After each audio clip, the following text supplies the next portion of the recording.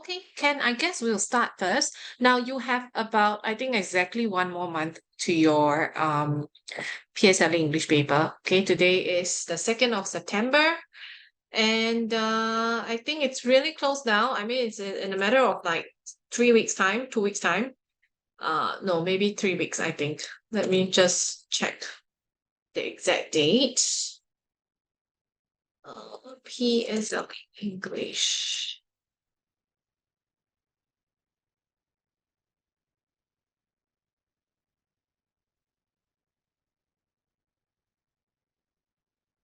Okay, so that means your listening is coming really soon. I think it's in another 2 weeks' time. It's on the 15th of September. Okay. But I guess listening is something that it has to be built upon over time because it really depends on your focus and your concentration on the day itself as well. Yeah. So there isn't much that we can do for listening. So I will just, I mean, the only suggestion is for you to really stay focused that day and really pay close attention to what your teacher is talking about on that day. Okay? I mean, sorry, not your teacher, the video, oh no, not the video, the recording, right? The audio recording that is playing that day, yeah? Okay, I've got one more person. Who's that? Farhana and Heidi. Heidi. Okay. Farhana and Heidi.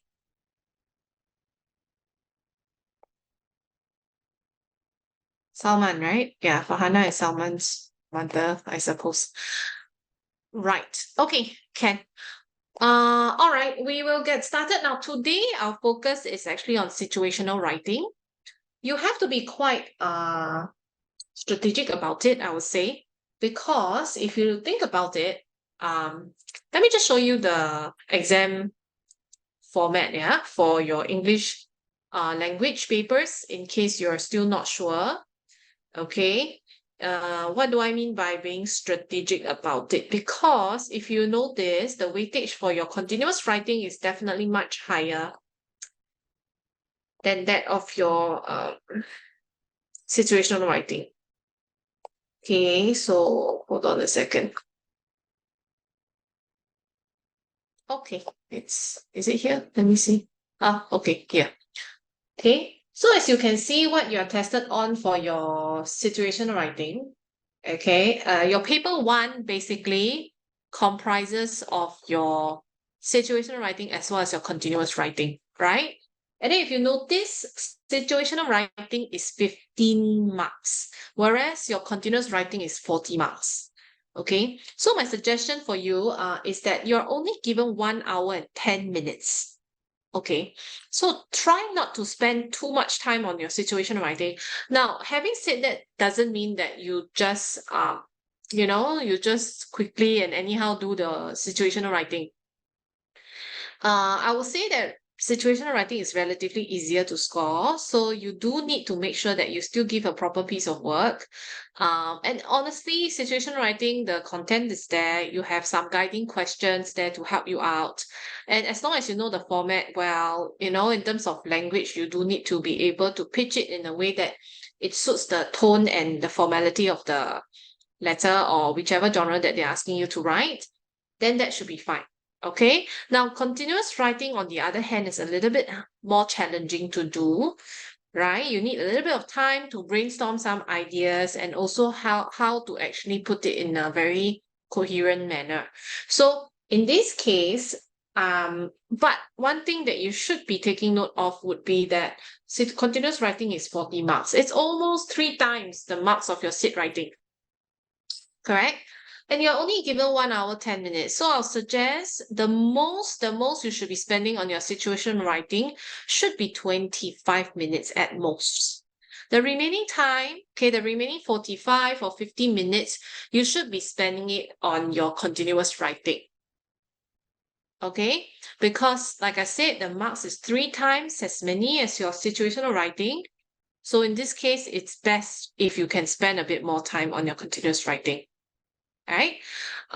Yeah, but like I said, having said that, I still want you to do well for your sit writing. Doesn't mean you don't have that much time, means you anyhow do it. Okay, so today we will be looking more on sit writing and how to really score for your situational writing, yeah? All right, now house rules, I think I'm not going to go through because I think you guys are really, most of you are regular students, so I think you know that very well, huh? Can we, let's start with the questions first. As usual, we always have some components from your assignment. Someone type in the chat, is it? Oh, Itong say you always use 15 minutes only on sit writing. I'm not saying that it's wrong. Generally, you should be spending at most, okay, 25 minutes. Of course, if you can finish in 15 minutes and you can do well, then that's fine, right? Some people, they rush through it, they might not do so well for your sit writing.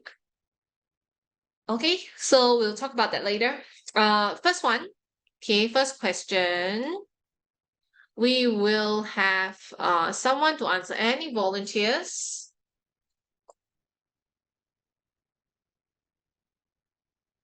We had to trek 7 kilometers into the jungle to reach our what?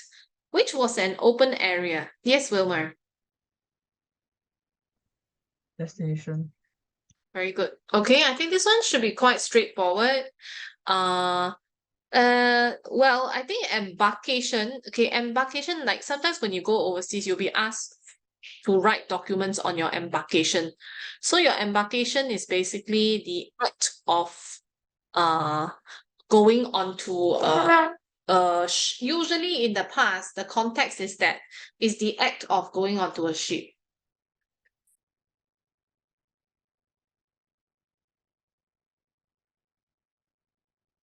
Okay, but nowadays actually they also, when you go to the immigration, they will also ask you to fill in forms like disembarkation and all. Okay, so it could be actually it could be anything that is a travel vehicle, you know, like it can be a plane or etc. Okay, now destination is of course your final place of dwelling. Okay, it's the place that you're going to, it's the place that you're going to be sent to. Okay.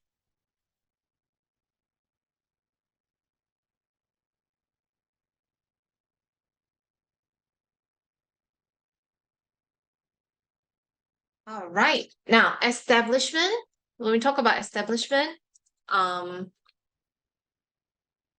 well, establishment is basically like a business or other organization, yeah?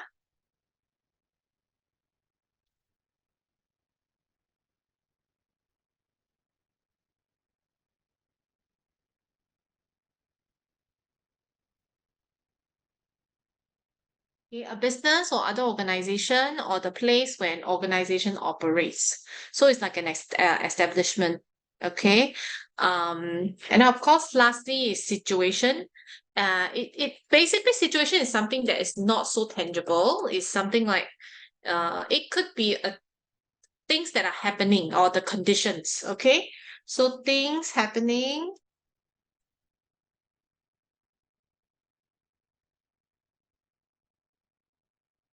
All the conditions that exist at a particular time or place. So of course, this one would be destination because it's the final place that you are going to be dwelling at. Okay, right. Any questions for this? Let me see. There are some students typing in the chat. What do you say? Establishment is achievement. Well, it depends. In this case, if it's a noun, okay, if it's a noun, it basically means like a business and establishment, a business establishment. But I do understand where you're coming from. Basically, you're trying to say that if a person is established, um a person has achieved certain things, right? If established. But establishment as a noun, it basically means a business or an organization, yeah? Okay, now let's move on to the second one. You do not actually have to write it down. The reason is because we will be sharing the annotated version on your student account. So you will have access to it. Don't worry about it. Okay? So just pay attention, yeah? Okay, now next one. A large crowd braved the what in the hope of seeing their favorite star.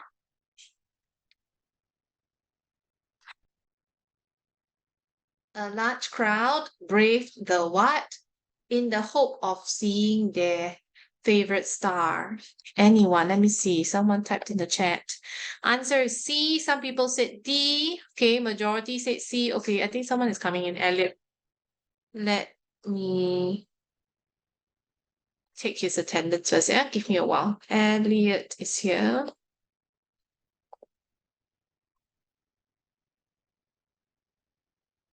Okay, great. Yeah. Okay, majority of you said C, some said D. Well, let me just explain. I think environment, you guys know, right? Environment is basically when you learn science in primary science, you learn about the different environmental factors and all. Climate is of course something to do with the weather conditions, okay? So weather conditions, right? And then when we talk about elements, okay, when we talk about the elements, it's usually talking about the weather. But usually, okay, what's the difference between climate and elements then? Because both are talking about weather, right? So this one is usually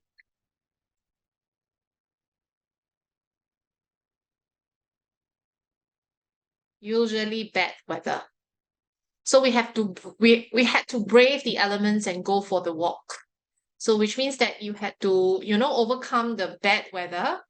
And so since you use the word brave the elements. We usually say brave the elements, right? So in this case, it's really to, just to overcome it in hope of seeing their favorite star. Yeah. So the answer is C. Now let me explain what is expedition. Expedition might not be associated with a bad thing because an expedition can mean just a journey for a particular purpose. Okay, so I went on an expedition to Himalayas, for example. So it's an organized journey. You don't just go like, out of nowhere, right? You just go for like, you know, for interest, yeah, for a particular purpose. Okay, so it's an organized journey for a particular purpose over there. Okay.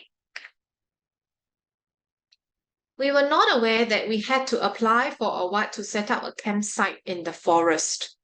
Okay, so what do you have to apply? Wow, there are a lot of students writing expedition, how can it be elements? It doesn't make sense. Oh, okay.